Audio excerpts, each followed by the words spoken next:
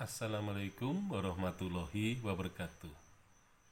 Historiografi yang menyangkut Presiden yang ke-6 Republik Indonesia, yaitu Susilo Bambang Yudhoyono, yang mulai memerintah sejak tanggal 20 Oktober 2004 dan berakhir 20 Oktober 2014.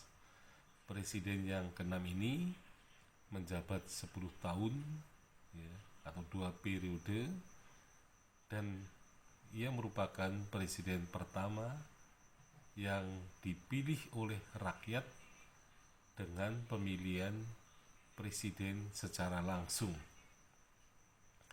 Nah, SBY ini termasuk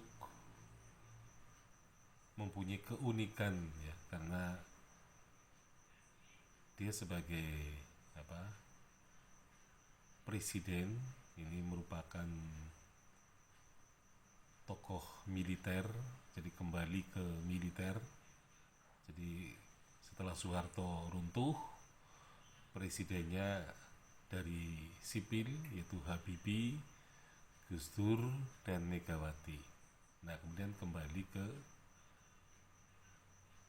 militer ya. Nah, tetapi meskipun SBY dari militer, ternyata bahwa beliau ini termasuk politisi yang mempunyai keistimewaan karena orang-orang atau lawan-lawan politik yang mengkritik keras SBY itu tidak pernah ada yang ditangkap dan dipenjarakan. Jadi salah satu warisan yang istimewa dari SBY adalah dia menghormati kritik-kritik dari lawan politik. Memang benar bahwa kritik-kritik terhadap seorang presiden itu sebenarnya sangat penting dan bisa membantu kerjanya selama menjabat, karena ada orang lain yang memberikan masukan-masukan. Karena sebenarnya kritik itu lebih menyehatkan daripada pujian. Jadi orang kalau dipuji seringkali lalai, seringkali bisa membangun atau katakanlah memperkuat rasa kesombongan ya, karena banyak pujian. Tetapi kritikan ini justru akan menguatkan jiwa. Nah, tentu saja presiden yang ke-6 ini sangat kuat dengan kritik, meskipun kritik-kritik itu sangat pedas dan menyakitkan. Jadi kritik yang tampak itu misalnya dalam bentuk kartun di surat kabar misalnya. Ketika SBY mengakhiri jabatannya, dia menulis buku yang berjudul Selalu Ada Pilihan, yaitu lebih dari 1000 halaman, yaitu pesan-pesan SBY untuk para pecinta demokrasi dan para pemimpin Indonesia mendatang. Dia menuliskan ya, pesan-pesan itu, dan pesan itu ditulis setiap malam setelah beliau mengakhiri pekerjaannya setiap malam. Nah, sehingga tanpa terasa buku itu tebalnya lebih dari 1000 halaman. Nah, buku SBY ini rupanya yang diterbitkan di Kompas, penerbit Kompas, itu dikritik tajam oleh sebuah kartun di harian Kompas juga. Di dalam kartun itu digambarkan ada seorang anak yang dikatakan buta huruf ya. Jadi buta huruf itu. Jadi katanya anak SD kelas 5 kok belum bisa menulis atau belum bisa tata tulis gitu ya.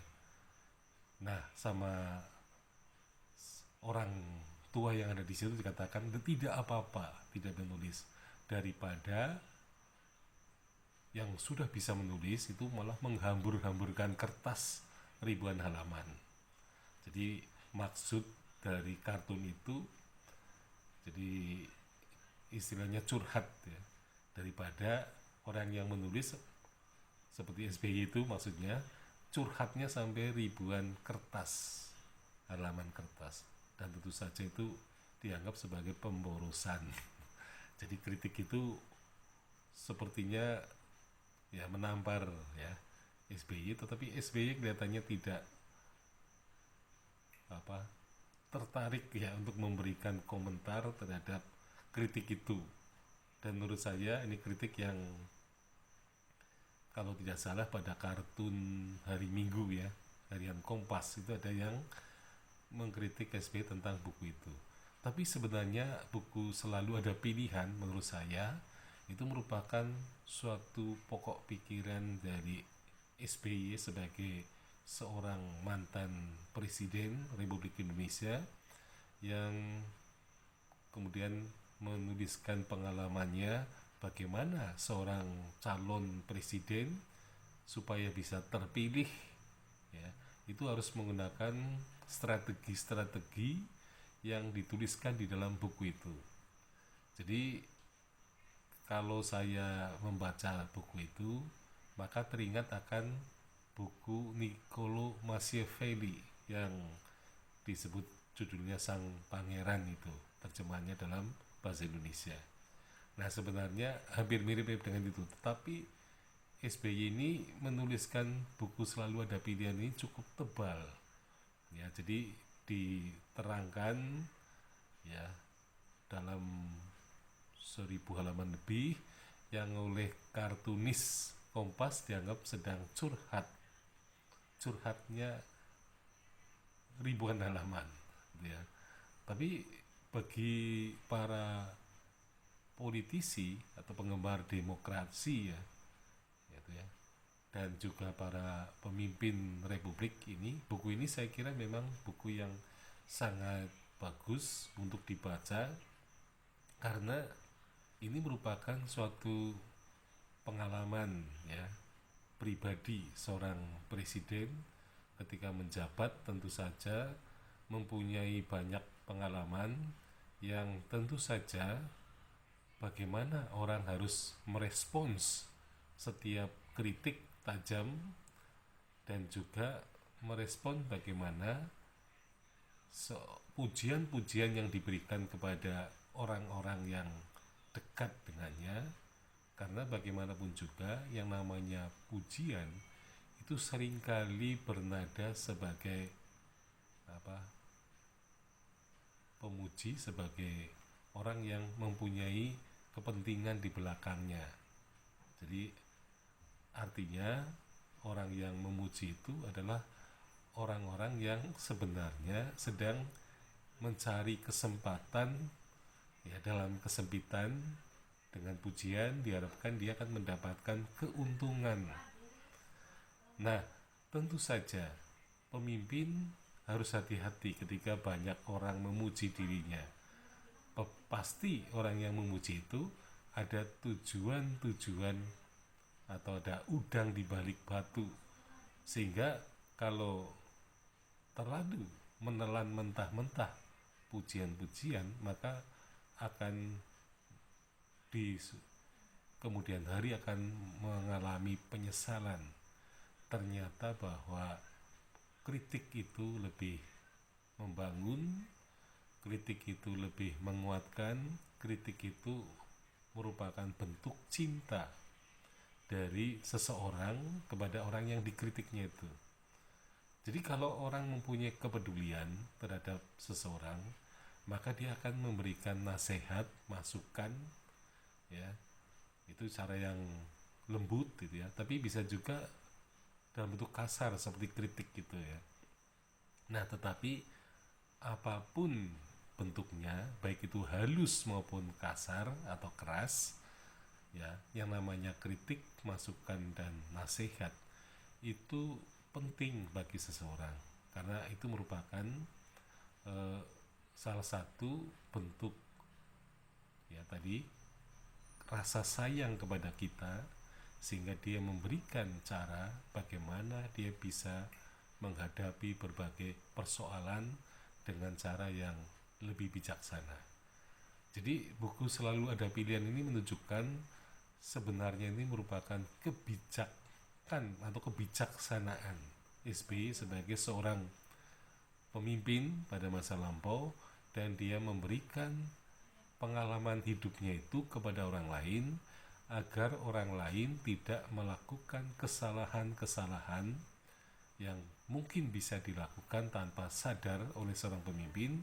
Maka dengan cara membaca buku Selalu Ada Pilihan ini sangat menarik ya, karena merupakan panduan bagaimana seorang pemimpin harus merespons zamannya, merespons masyarakatnya, merespon rakyatnya. Nah, sehingga tidak akan terjadi salah respons, karena salah respons itu akan mengakibatkan pemimpin itu akan mengalami kekecewaan, pemimpin itu akan mengalami bahkan kehancuran. Jadi sebenarnya kita memang harus banyak belajar kepada orang-orang yang berpengalaman ya, dengan nasihat, dengan masukan, dengan kritik yang semuanya itu bertujuan agar kita semuanya menjadi manusia yang kuat baik lahir maupun batin. Nah, ini mungkin suatu saat buku Selalu Ada Pilihan bisa menjadi objek penelitian sejarah intelektual atau sejarah ide-ide atau sejarah mentalitas, terutama yang berkaitan dengan historiografi SBY sebagai Presiden ke-6 Republik Indonesia ini. Sekian, Assalamualaikum warahmatullahi wabarakatuh.